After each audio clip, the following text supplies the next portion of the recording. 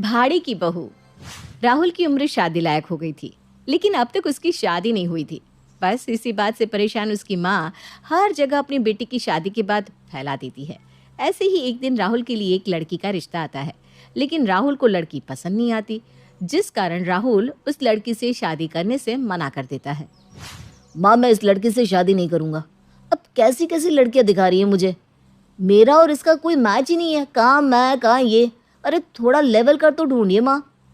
देख बेटा, इतनी लड़कियों को रिजेक्ट करना सही नहीं है।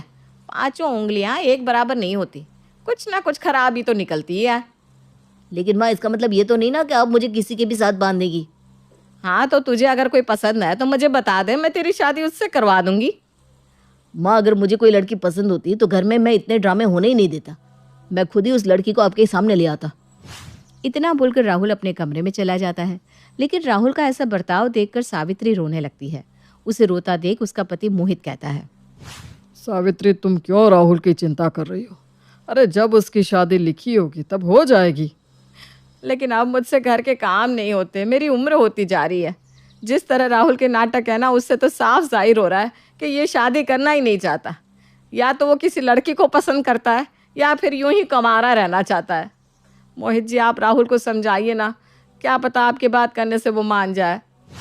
सावित्री की बात सुनकर मोहित राहुल के कमरे में जाता है और उसे समझाने की कोशिश करता है, लेकिन राहुल तो अपने ही पापा को समझाने लगता है।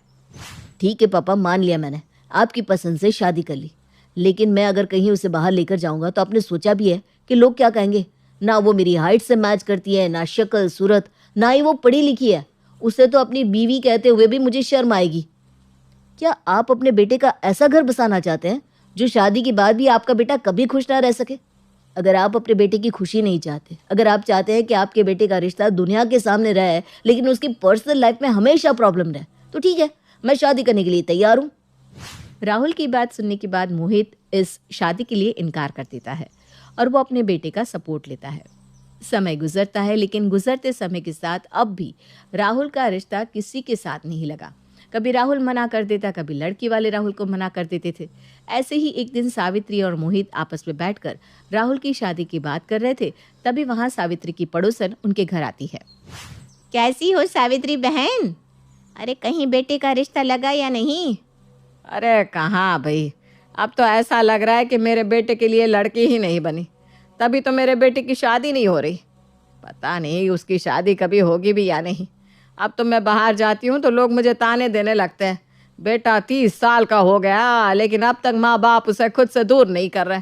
बता, अब लोगों के ताने सुनकर रहना पड़ रहा है मुझे। अरे तो तुम लोगों का मुंह बंद करने के लिए अपने लिए भाड़े की बहू क्यों नहीं ले आती? क्या कहा? भाड़े की बहू? क्या मतलब है आपका? अरे मोहित भाई साहब, लोगों का मुंह बंद करने के लिए कुछ ना कुछ तो करना पड़ेगा। आप भले ही 2-4 लोगों का मुंह बंद कर लेंगे, लेकिन पूरी सोसाइटी का नहीं। किस किस का मुंह बंद करेंगे आप? बोलने वाले तो कुछ भी बोलते हैं। वैसे मेरी मानो तो आप लोगों को दिखाने के लिए अपने बेटे की नकली शादी कर दो। इसी बहाने लोगों का मुंह भी बंद हो जाएगा और आपके घर में भाड़े की बहू आ जाएगी। लेकिन आप कहना क्या चाहती हैं, हमें यही समझ में नहीं आ रहा। अरे भाड़े की बहू बनेगा कौन? आखिर कौन है जो यहाँ भाड़ी की बहू बनने के लिए तैयार होगा? सावित्री बहन, आजकल पैसा बड़ी चीज़ है और गांव में बहुत से ऐसे घर हैं जिन्हें पैसों की सख्त ज़रूरत होती है। तुम एक काम करो, मैं तुम्हें एक लड़की का नंबर दे रही हूँ। उसको पैसों की सख्त ज़रूरत है और आपको बहू की। वो पैसों के लिए कुछ दिन के लिए आपकी बहू बन जाएगी और जब उसका समय पूरा होगा तो आप लोगों को बता देना कि तुम्हारी बहू का एक्सीडेंट हो गया, वो नहीं रही अब इस दुनिया में। मोहित और सावित्री को पड़ोसन की बात सही लगती है और वो ठीक ऐसा ही करने की सोचते हैं। शाम को जब राहुल घर आता है तो वो राहुल से इस बारे में बात करते हैं, जिस पर अब राहुल हाँ कर देता है और वो तीनों ठीक वैसा ही करते हैं जैसा उनकी पड़ोसन ने बताया था। लोगों की नज़रों में वो सीता नाम की लड़की को अपने घर बहू बनाकर ले आते हैं। बेटा सीता, ये हमारा घर है, तुझे यहाँ हमारी बहू बनकर रहना होगा। जब तक मैं ना कहूँ तब तक तू इस घर से कहीं मत जाना। और हाँ, ध्यान रहे, तुझे यहाँ बहू बनकर ही रहना है। तुझे कभी किसी के सामने ये नहीं जताना कि हम तुझे भाड़े पर लेकर आए हैं। जी आंटी जी, जैसा आप कहें। सीता, मुझे ना आंटी मत कहो, माँ जी कहो। हाँ माँ जी। जी माँ जी। सीता और सावित्री आपस में बात कर रहे थे, तभी वहां सावित्री की एक सहेली आती है और सीता को देखकर कहती है, अरे सावित्री, तूने हमारे राहुल की शादी कर दी और हमें बताया भी नहीं। अरे वो क्या है ना, शहर में लड़की नहीं मिल रही थी तो मैंने अपनी जेठानी को कहा लड़की ढूंढने को। मेरी जेठानी ने सीता के लिए मुझे बताया और मैंने बिना कोई देरी किए सीता और राहुल की शादी गांव में ही करवा दी। सीता बेटा, ये मेरी सहेली है, जाओ जाकर चाय ले आओ उनके लिए। जी मम्मी जी, मैं अभी लेकर आती हूँ। इतना बोलकर सीता वहाँ से चली जाती है और अपनी सास और उसकी सहेली के लिए चाय लेकर आती है। समय गुजरता है। गुजरते समय के साथ सीता वही करती जो एक बहू करती है।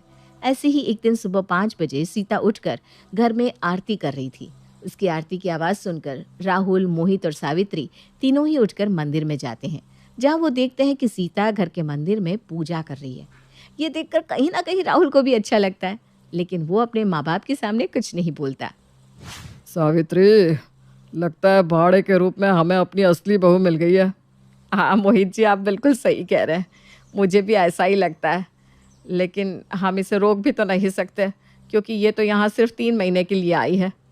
इतना बोलकर सावित्री उदास होकर अपने कमरे में चली जाती है। समय गुजरता है। गुजरते समय के साथ राहुल और सीता को भी एक दूसरे से प्यार हो जाता है, लेकिन वो दोनों अपना अपना प्यार एक दूसरे के सामने जाहिर नहीं कर पाते। गुजरते समय के साथ अब सीता के जाने का समय आ जाता है। वो अपना सामान पैक कर रही थी, तभी वहाँ राहुल आ जाता है और उसे इस तरह सामान पैक करता देख पूछने लगता है, सीता, तुम अपना सामान पैक क्यों कर रही हो? कहीं जा रही हो क्या? राहुल की ऐसी बात सुनकर सीता अपनी आंखों में आंसू लिए राहुल की तरफ देखती है। राहुल जी, मेरे जाने का समय हो गया है। मेरा समय पूरा हो चुका है, इसलिए मुझे यहाँ से अब जाना होगा। क्या तुम्हारे जाने का समय हो गया? तुम मुझे छोड़कर जा रही हो? राहुल की बात सुनकर सीता बेड पर बैठ जाती है और रोते हुए राहुल से कहती है, राहुल जी, जाना तो मैं भी नहीं चाहती इस घर से, क्योंकि इस घर में मुझे सबसे प्यार हो चुका है। भले इस घर की भाड़े की बहू बनकर आई थी मैं, लेकिन मुझे कभी इस घर में यह एहसास ही नहीं हुआ कि मैं इस घर की असली बहू नहीं हूँ। और तो और राहुल जी, जाने अनजाने में मैं आपसे प्यार भी करने लगी हूँ।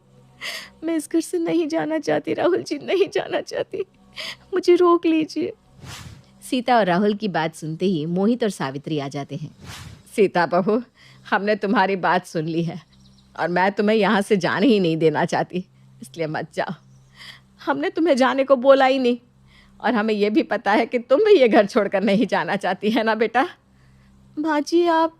हाँ बहू, जिस तरह तू ये घर छोड़कर नहीं जाना चाहती, ठीक उसी तरह मैं भी तुझे इस घर से नहीं भेजना चाहती, क्योंकि मैंने भी तुझे अपनी बहू के रूप में अपना लिया है। और मेरा ये पागल बेटा, वो तो तुझसे बेहद प्यार करता है, लेकिन उसकी हिम्मत ही नहीं हुई तुझे ये बात बोलने की। हाँ बेटा, इस घर को छोड़कर मत जाओ। तुम भले ही इस घर में भाड़े की बहू बनकर आई थी, लेकिन अब हम चाहते हैं कि तुम इस घर में भाड़े की बहू नहीं बल्कि असली की बहू बनकर रहो। मेरे बेटे से शादी करोगी ना? सीता, मम्मी पापा बिल्कुल सही कह रहे हैं। मैंने तुम्हें अब तक अपने दिल का हाल नहीं बताया। सच कहूँ तो हाँ, मैं तुमसे बहुत प्यार करता हूँ और मैं तुम्हें रोकना भी चाहता हूँ। प्लीज़ रुक जाओ और मुझसे शादी कर लो। बताओ सीता, क्या तुम मुझसे शादी करोगी? मैं तुमसे वादा करता हूँ, मैं तुम्हें कभी कोई दुख नहीं दूंगा, हमेशा अपनी पलकों पर बिठा कर रखूंगा। हाँ राहुल जी, हाँ। सबका इतना प्यार देखकर सीता खुद को रोक नहीं पाती और वो राहुल से शादी करने के लिए तैयार हो जाती है। इस तरह सीता वहीं रुक जाती है, जिसके बाद राहुल की माँ राहुल और सीता की धूमधाम से सभी के सामने शादी करवा देती है। इस तरह सावित्री की भाड़े की बहू उसकी अपनी बहू बन जाती है।